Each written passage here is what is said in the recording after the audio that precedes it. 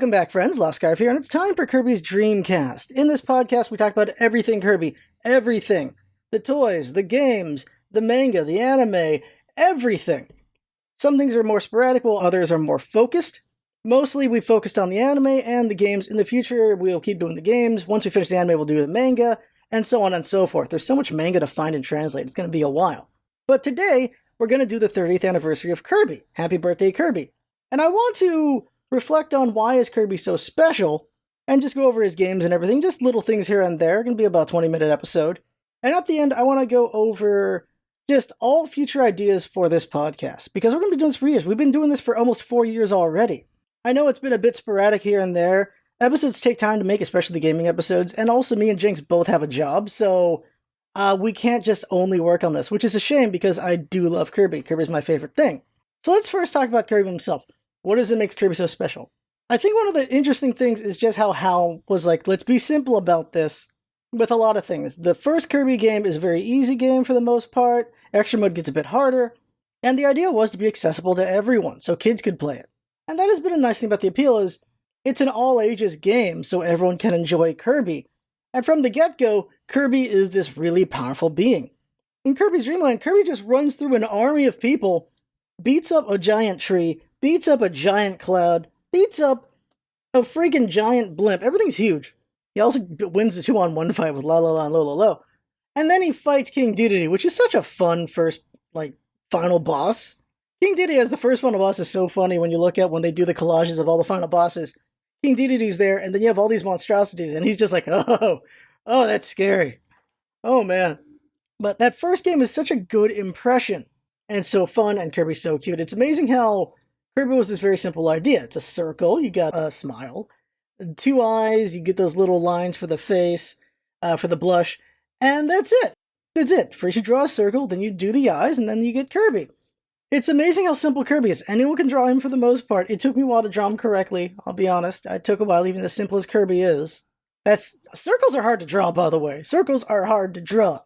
Just use a circle tool. It's easier, but if you want to just be good at it, you can try. I've done 1,000 circles. I'm still not great at circles. Anyway, Kirby's Appeal. Gameplay-wise, it's accessible to everyone, and I've always appreciated that. I like that everyone can play them. Also, all the spin-offs. Kirby is very much Hal incarnate. Hal, before Kirby was born, liked to make games about everything. Pinball, bowling, everything. Like Breakaways, they did all these different ideas. Boxing, puzzle games, adventure games, they did everything. Then they went bankrupt. Kirby comes in, saves the day, and then they're like, let's just put Kirby on everything. And it worked. The only thing Kirby hasn't done is in an RPG. That's it. That and maybe a first-person shooter, I guess. There's certain genres Kirby hasn't done, but there's room to do them, and it would be funny. Why not do a Kirby visual novel? Just, hey, let's go have fun and be friendly, or whatever. Kirby's just such an enjoyable character. He's so simple, he's very cute, but he's also very badass. I always say this. People are like, what do you mean that's badass? Look, have you seen the gods he's killed? Going down the line, though, let me get the list up. So you got Kirby's Dream Land, which is very fun, very light game. I enjoyed it a lot. I played it a lot when I was a kid. I was 5 years old. There's the thing. Scarf is 35 years old. I've been playing Kirby for 30 years. Kirby was my first Game Boy game. I love Kirby. That's how you get dedication. You be a child, like something, and then you just keep liking it. That's what happens. Kirby's Adventures happens on NES. Introduction of the copy abilities. Introduction of so many concepts into the future. Meta Knight. And it's a very fun game. You got Kirby's Pinball Land. I love Kirby's Pinball Land. Very enjoyable game. Love that a lot. And it's the start of the spin-offs with that one. Then you got Kirby's Dream Course. One of the hardest Kirby games. In my opinion, the hardest Kirby game is Kirby's Dream Course. Because it's got a high floor and a high ceiling for skill. Very fun. Kirby's Avalanche after that, which is just Mean Bean Machine or Puyo Puyo Panic. It's just a fun game. I like that we finally got dialogue between characters, even though it's not canon. Although, if you're listening to this podcast, obviously I'm making everything canon. I'm going to try to make it all canon in one go. I don't know how that's going to work, but I'm going to try to make everything canon. Because why not? It's fun. Then you got Kirby's Block Ball, which is Breakaway, which wasn't bad. It was a fun idea. It's not the best Breakaway game, but it's pretty fun. Kirby's Toy Box, which you probably only heard of because of the podcast for the most part. Not a lot of very good games. It was a weird concept. There was at least 1 or 2 kind of fun games. The rest weren't so great. Kirby Superstar, the one that sets the standard for a lot of people, for me for sure. Kirby Superstar is my #1 favorite game. By the way, I forgot to mention, in the background is me drawing all 33 Kirbys. Like, there have been 33 box art Kirbys for North America, and that's those. So eventually it goes from this happy Kirby to an angry Kirby, because that's North America box. There are two exceptions, that is Superstar Stacker and Superstar. Those were Japan only, so those are Japanese covers. Everything else is NA, is North American. And then the one Kirby in the background is my own drawing of Kirby. So there you go, 34 Kirbys for the 30th anniversary. And then if I get the drawing done in time for this episode, the second half of this episode will just have my 30th anniversary drawing of Kirby with a cake and everything. So Superstar sets the standard, and we're in the middle of going over Superstar right now. We're almost finished with that. Then it's Star Stacker, which I have not played. That's one of the few Kirby games I've not played, so I'm really curious how that one... That's like another, like Kirby's Avalanche kind of thing, so I'm curious how that one goes. Kirby's Dream Land 3, very fun. Some people got bored with it. Superstar Stacker comes after that, which they just really like Star Stacker. Because Star Stacker was Game Boy, then Superstar Stacker is Super Nintendo. Then Kirby 64, Crystal Shards, one of my favorites, for sure. Like, Dreamland 2 and Dreamland 3 are fun, and it's nice to have the animal friends, but then 64 comes, and I love 64. My favorite final boss of all time is 02, and I love that song very much, but there are some other bosses that are up there too. The final bosses in Kirby in general are very good, but my number one favorite is 02. You got Tilt and Tumble, one of the few games I have not played. It's a very interesting idea because you're using motion control at a time when motion control wasn't really a thing. And I don't know how we're going to emulate that because I want to play that game so we can cover it. Of course, want to cover every game for this podcast. Nightmare Dreamland remake of Adventure, very good. Kirby's Air Ride, another one I didn't get to play. I don't know why everyone loves it. I need to find out, and someday I will. There's Kirby Board Game and Kirby Slab, I'm not going to count those. Kirby and the Amazing Mirror is a really, really, really good game. It's such an interesting idea of doing like open world Kirby kind of with platforming and going to different areas and everything. Like, it's like Great Cave Offensive, but even more so, and it's 4-player, very fun. Canvas Curse, the Stylist, that's another one I haven't played. That one's really cool. I've seen it, we're going to play it eventually. Squeak Squad is another one I've missed. People love DeRoach and all that, and I have no idea. One of the few I've missed out on. Then we've got, going down, Superstar Ultra. Since I played Superstar, I never played Ultra. So there's the thing, like, I did not own a DS, so I missed out on the DS games. That's the main thing to say. But then Epic Yarn happens on Wii. I love Epic Yarn so much. It's so very cute. Poor Prince Fluff to find out it was his game, then they put Kirby on it. But it's so cool, because this, I feel like, is a precursor to Forgotten Land in that the creative idea of, what if Kirby could just turn into things? And it was so fun. Like, Mech Kirby is such a fun power, and UFO Kirby and all that. Epic Yarn is great. I love Epic Yarn a lot. Some people don't. I don't know why. It's amazing. Sure, Kirby can't copy, but the ability to transform made it very fun. Mass Attack is another one on the DS I missed out on. Hope to play that in the future. Return to Dreamland. Magalore.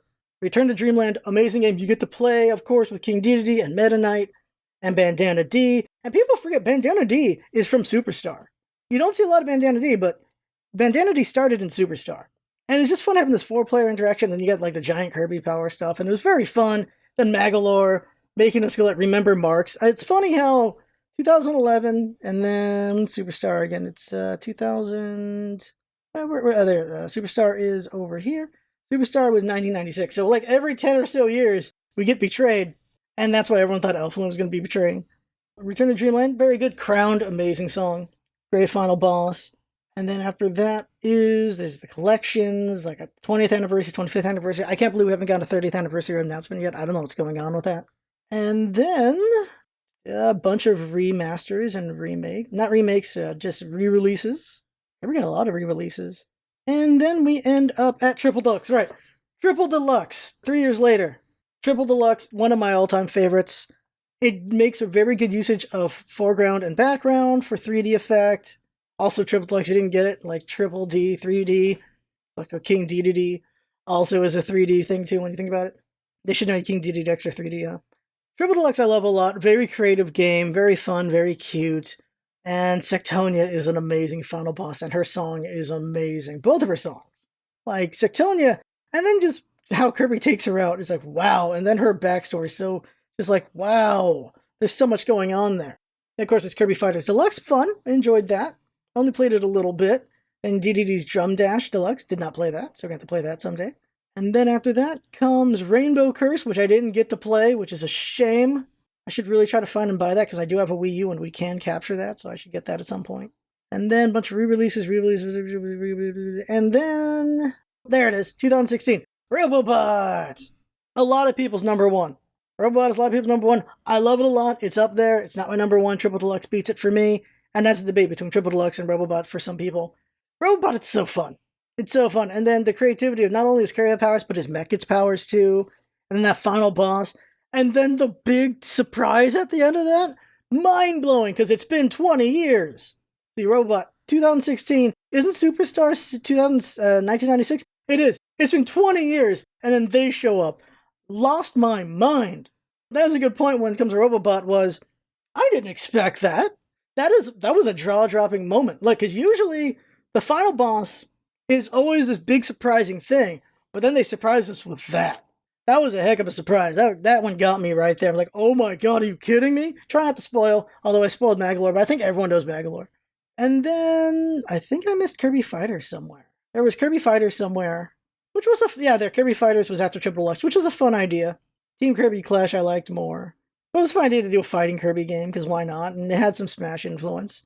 And then you got Blowout Blast, which I didn't play, which was the first foray into 3D, before we got to Forgotten Land. Like, I played the Robobot minigame they did before they made Blowout Blast, which I want to play that at some point. Kirby Battle Royale, though, I did buy that. Kirby Battle Royale. Fun ideas, a bit slow, makes you sleepy a lot, but the story's fun. I like the story a lot. Bandana D has a character arc. You get to see all the other Waddle Dees and how much they love King Dedede is in there. Then King Dedede is wanting to beat up on Kirby. And also, canonically, we learned that Meta Knight might actually say curse words. It's like, I hope Meta Knight keeps his mouth clean out there. It's like, alright, okay. And then after that is Star Allies. Star Allies is a weirdly divisive game. This is a game that has so much fan service, and I guess people don't like that. People are like, it's too bloated, and like, no, I get cake, and I get 50 more cakes.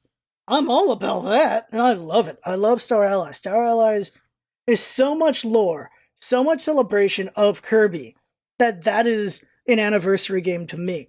But it does give me a thought about, because Kirby Star Allies was such a big hurrah, what if they're going to move forward from now and not really go much on the past because of what Forgotten Land does? But we're not there yet. Kirby Star Allies, love it a lot. Void, I like a lot.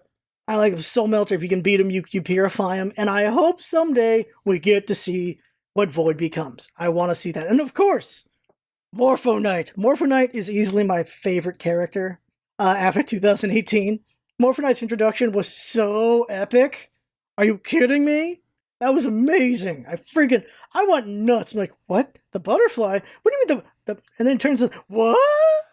It's so good. So good.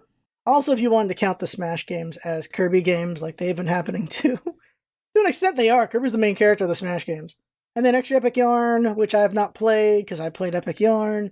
When we do the episode on that, we'll see how we want to cover that, because we're not going to just do it twice. We'll probably just talk about what that Extra Epic did as well. Something like that. We'll see. Because they are two different games, but they're covering the same game. We'll see. Like, it's different from Nightmare in Dreamland, where it's a complete retelling, while Extra Epic Yarn is just an update. Super Kirby Clash. Liked it a lot. Really enjoyed it. Played way too much of it. And it's just fun fighting all these alternate universe, like alternate universe Suzy, and then like the Super DX Galacta. Like, very fun stuff there. And I need to play it all over again so I can capture all of that. And I have such a high-level character. Shoot. And then re-releases, and Kirby Fighters 2. I enjoyed Kirby Fighters 2, and I like the story of that, because it really gives you a lot of King Dedede and Meta Knight friendship there, which is pretty cool. Someday we'll go over the light novels. Someday. They have light novelizations of so many of these games. Kirby Fighters 2 is one of them, which really hammers in King Dedede and Meta Knight's friendship. And that's a fun one to really want to go over, because I want to go over the light novels eventually. Someone's translated all of them, by the way, because I thought I was going to have to do it myself. Thankfully, someone has, and that's great. Thank you to them. And someday I'll read those, and I'll credit them when I read them. And then we got nothing for 2021, which is a surprise, because we get something like every year. And then Kirby and the Forgotten Land. Kirby and Forgotten Land, I'm working on a review for that. That's coming up eventually, but this episode first, then the review, and then, of course, Kirby Superstar 5. I have a lot of things going together. They're just taking a while to be made. And Kirby and the Forgotten Land is easily in the top 3. Like, the question is, does it beat Superstar and does it beat Triple Deluxe? I can't tell you right now. Kirby and the Forgotten Land is a great entry point for new fans, because it's not too heavy on the fan service. It's solid gameplay. It's really cute, great 3D. Kirby's got his transformations again with mouthful mode. He's got his copy abilities. It's a really good game It does water down the copy abilities a little bit, but overall, Kirby in the Forgotten Land is an extremely fun game, and it's like 20 plus hours. And I've seen people beat it 3 times over so they get 100%. And the arena is very fun. I love that the arena has been a thing forever because I love boss rushing. And the arena gives me that, and it's just so fun.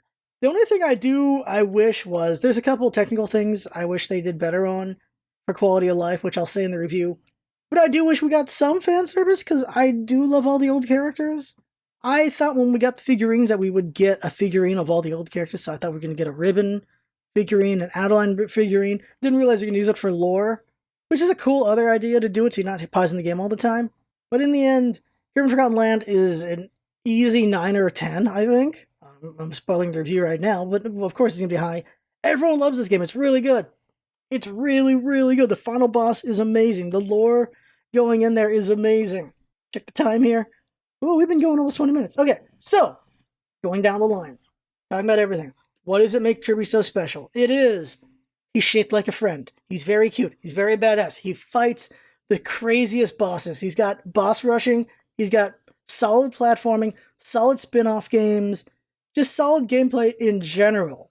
Kirby's weakest game is Kirby's Toy Box, but that's because it was made for some offshoot thing. After that, it's probably, I'd say Avalanche or Block Ball after that. And those are both still good games. They're just not as good as they could be. Kirby has had an amazing 30-year career. I love Kirby a lot. He's very cute. He's also very friendly. And the great thing is just all the extra stuff. In the mangas, certain ones, Kirby is just hilarious dork, or just a creature of mayhem. And in the kids' books, Kirby is just this pure hero, and I love it so much. Right now on YouTube, they've been putting out It's Kirby Time, which is Read Along Kirby, and they put 2 so far.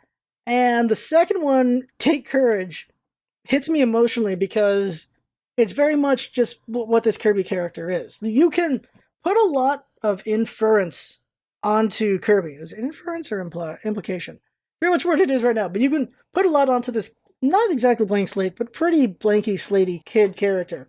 And to me, Kirby is a badass who doesn't give up, and he's very helpful. And when he needs to do something, he does it, and he never gives up. He just keeps going forward.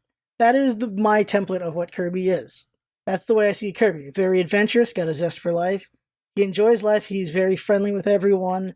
But when things go down, he's the first one there, and he's there on the line for everyone else. That's what I like about Kirby. He'll take on whatever he needs to take on. The games have really given you that characterization of Kirby in that way. And so Take Courage really shows you that, where Kirby's like, all right, I'm going to go on this adventure for this special fruit, and then the way it ends is just so good.